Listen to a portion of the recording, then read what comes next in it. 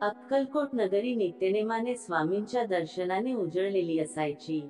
भक्तांच्या गर्दीत एक युवक रोज येत असे, मनात असंख्य प्रश्न, जीवनात अडथळे आणि हृदयात एक शांततेची आस.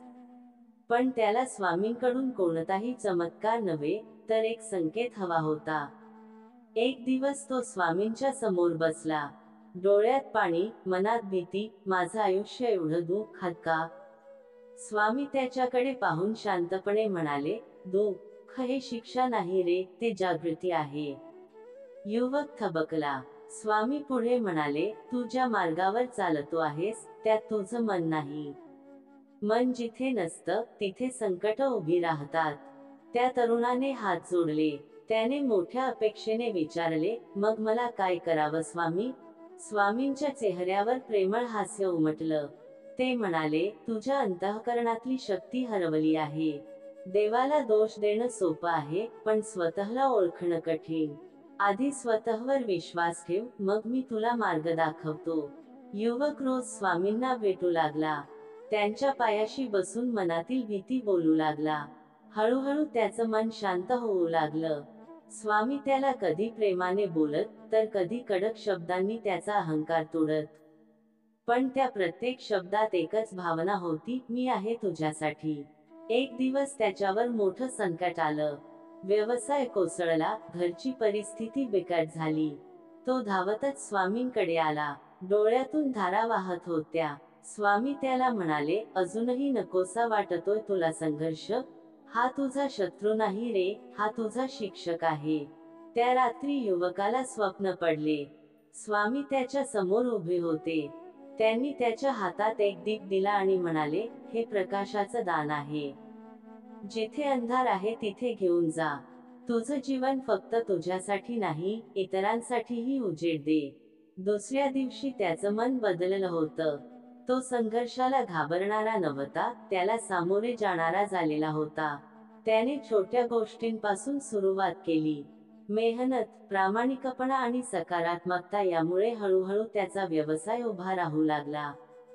काही महिन्यांनी तो पुन्हा स्वामींच्या दर्शनाला आला, पण यावेळी डोळ्यात भीती नव्हती, कृतज्ञता होती. स्वामी त्याच्याकडे पाहून म्हणाले, हे बघ, देव चमत्कार करत नाही, तो तुला सामर्थ्य देतो. आणि तू ते सामर्थ्य ओळखलंस. त्या दिवसानंतर युवकाने एक गोष्ट मनात घट्ट बसवली. स्वामी संकट टाळत नाही, ते त्यातून मार्ग काढायला शिकवतात. असंच स्वामी समर्थांनी एका सामान्य माणसाला असामान्य बळ दिलं. आणि त्याचं जीवन अंधारातून प्रकाशाकडे नेलं. आजही तो माणूस म्हणतो, स्वामींचं नाव म्हणजे माझ्यासाठी आशेचा दीप आहे. देव म्हणतो, बाळा, पुढील काही क्षण अत्यंत मौल्यवान आहेत. कारण या क्षणात तुझं आयुष्य बदलण्याची शक्ती लपलेली आहे. माझं बोलणं फक्त ऐकू नकोस, ते आत्मसात कर. कारण मी बोलतो तेव्हा आकाश हलतं आणि नशीब बदलतं. मी तुझा न्यायाधीश नाही, मी तुझा पिता आहे. माझं हृदय दयाळूपणाने ओथंबलेलं आहे. मी तुला शिक्षा देण्यासाठी नाही, शिकवण्यासाठी आलो आहे. तुझं दुःख मी जाणतो, कारण तू माझा अंश आहेस. तुझ्या डोळ्यांतले अश्रू मी मोजले आहेत. तुझी प्रत्येक प्रार्थना मी ऐकतो, अगदी शांत असली तरी. येत्या 24 तासांत काहीतरी विलक्षण घडणार आहे. एक आर्थिक चमत्कार तुझ्या दारात येणार आहे. तो तुला दाखवेल, देव माझ्या बाजूला आहे. तुला वाटेल, हे कसं शक्य आहे? पण मी शक्य करीन. मी असंभव गोष्टी शक्य करण्यात कुशल आहे. माझ्या योजनांचा वेग हळू असतो, पण परिणाम चिरंतन असतो. मी कधीही उशीर करत नाही, मी नेहमी योग्य वेळ निवडतो. आजचा ताण उद्याचं समाधान घेऊन येतो. तू फक्त थांब, शांत राहा आणि माझ्यावर विश्वास ठेव. कारण माझी योजना तुझ्या अपेक्षेपेक्षा मोठी आहे. मी तुझ्या जीवनाचा दिग्दर्शक आहे. तुझ्या संघर्षांचा प्रत्येक दृश्य अर्थपूर्ण आहे. काही लोक तुझ्यापासून गेले कारण मी त्यांना दूर केलं. कारण ते माझ्या योजनेत बसत नव्हते. कधी मी तोडतो, जेणेकरून तू फुलू शकशील. तुटलेपणा म्हणजे शेवट नाही, ती नव्या सुरुवातीची खूण आहे. मी तुटलेल्या गोष्टींना पुन्हा जुळवतो. आणि त्या पूर्वीपेक्षा सुंदर बनवतो. म्हणून दुःखाला शत्रू समजू नकोस. ते तुझ्या रूपांतरणाचा भाग आहे. भूतकाळ विसर, तो फक्त धडा होता. भविष्याची चिंता करू नको, ते माझ्या हातात आहे. वर्तमान क्षणात जग, कारण मी इथेच आहे. सैतान तुला भय दाखवतो, मी तुला विश्वास देतो. सैतान तुला अस्थिर करतो, मी तुला स्थिर करतो. जेव्हा तू काळजी करतोस, तेव्हा श्रद्धा कमी होते. पण जेव्हा तू विश्वास ठेवतोस, तेव्हा मी कार्यरत होतो. म्हणून काळजी थांबव आणि माझ्यावर लक्ष केंद्रित कर. प्रत्येक दिवस माझ्या कृपेचा उत्सव आहे. आणि प्रत्येक सकाळ माझ्या नव्या आशीर्वादाची सुरुवात. तुझ्या मनातली भीती मी पाहतो. पण बाळा, तू एकटा नाहीस, मी तुझ्या सोबत आहे. मी तुला रडताना पाहिलं आहे. पण आता तुला हसताना बघायचं आहे. कारण माझं प्रेम तुझ्या अश्रूंवर विजय मिळवणार आहे. मी तुझ्या हृदयात नवीन शांती पेरणार आहे. तू जिथे पडला आहेस, तिथेच उठून मी तुला उचलणार आहे. तू थकलास, पण मी अजून थकलो नाही. तू हरवलास, पण मी तुझा मार्ग आहे. तू शांत बस, कारण मी तुझ्यासाठी लढतो आहे. माझ्यावर श्रद्धा ठेव, जरी ती मोहरीच्या दाण्याएवढी असली तरी. तोच लहानसा विश्वास पर्वत हलवू शकतो. माझ्या सामर्थ्याला मर्यादा नाहीत. आणि तू माझ्या सामर्थ्याचा भाग आहेस. मी तुला दुर्बळ नाही बनवलं, मी तुला दिव्य बनवलं. मी तुझ्या आत्म्यात माझं तेज ठेवलेलं आहे. ते तेज संकटांतही लखलखत राहतं. म्हणून स्वतःवर शंका घेऊ नकोस. मी तुला निवडलं आहे, कारण तू योग्य आहेस. तुला माझ्या कार्यासाठी तयार केलं जात आहे.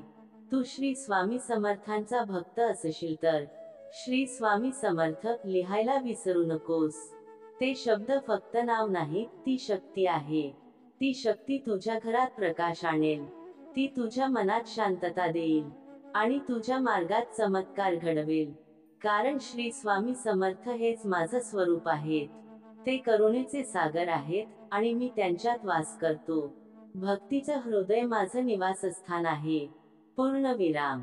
जिथे श्रद्धा असते, तिथे मी स्वतः प्रकट होतो. बाळा, तुला कमी लेखणारे लोक दिसतील. पण त्यांना उत्तर देऊ नकोस, मी देईन. मी तुझं नाव गौरवाने उंच नेईन. जे तुझ्यावर हसले, ते तुझ्या पायाशी येतील. तुझा काळ येणार आहे, आणि तो लवकरच येणार आहे. मी तुझ्या मागे कार्यरत आहे, जरी तुला दिसत नसले तरी. तुझ्या नशिबात नवीन दरवाजे उघडत आहेत. जे बंद झाले, ते माझ्या इच्छेनेच झाले. कारण मी तुला त्यापेक्षा मोठ्या आशीर्वादासाठी तयार करतो आहे. म्हणून थांब, पण विश्वासाने थांब. तुला जिथे शंका वाटते, तिथे मी खात्री आहे. तुला जिथे अंधार दिसतो, तिथे मी प्रकाश आहे. तुला जिथे शेवट वाटतो, तिथे मी नव्या सुरुवातीचा दुवा आहे. तुझं आयुष्य माझ्या हातात सुरक्षित आहे. माझं प्रेम तुझ्या प्रत्येक श्वासात आहे. म्हणून आज मन शांत कर, काळजी दूर कर. कारण मी तुझ्या भविष्यासाठी काम करतो आहे. माझं सामर्थ्य तुझ्या कमकुवतपणात प्रकट होतं. म्हणून स्वतःवर दया करू नकोस, स्वतःवर श्रद्धा ठेव. तू माझ्या कृपेचं जिवंत उदाहरण आहेस. मी तुला संपन्नता देईन, पण आधी संयम शिकवीन. मी तुला गौरव देईन, पण आधी नम्रता शिकवीन. मी तुला यश देईन, पण आधी धीर देईन. कारण माझं प्रत्येक देणं शिक्षेसारखं नाही, तर परिपक्वतेचा मार्ग आहे. तुला माझी वेळ समजली नाही तरी माझ्यावर विश्वास ठेव. कारण मी तुला कधीही एकटा सोडणार नाही. तू माझ्या योजनेत सुरक्षित आहेस. आणि माझं प्रेम तुझं शाश्वत कवच आहे. म्हणून उठ, श्रद्धेने चाल, आणि लक्षात ठेव, मी नेहमी तुझ्या सोबत आहे. जीवनाची डायरी लिहणारा तर तो ईश्वर असतो, परंतु वाचणारे आपण असतो. आयुष्यात पुष्कळ काही पाहिजे असते, परंतु जे पाहिजे असते तेच मिळत नसते.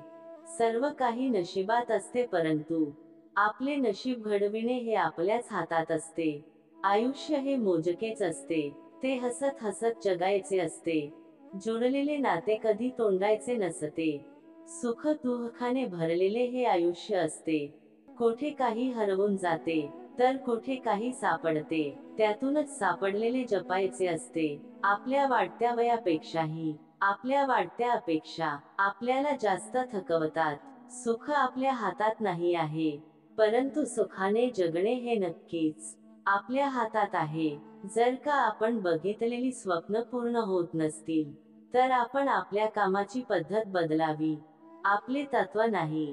कारण झाडे हे नेहमी आपली पानं बदलतात, मूळ नाही. जे केवळ कृतीच्या फळाच्या इच्छेने प्रेरित असतात ते दुःखी असतात, कारण ते जे काही करतात त्याच्या परिणामाची त्यांना सतत चिंता असते. 100 लोकांच्या शर्यतीत पाहिलं येण्यासाठी 99 लोकांपेक्षा काहीतरी वेगळं करावं लागतं. जर तुम्ही नेहमीच सर्वसाधारण जीवन जगण्याचा प्रयत्न करीत असाल तर तुम्हाला कधीच हे उमजणार नाही की तुम्ही किती असामान्य आहात. श्री स्वामी समर्थ. जय गुरुदेव.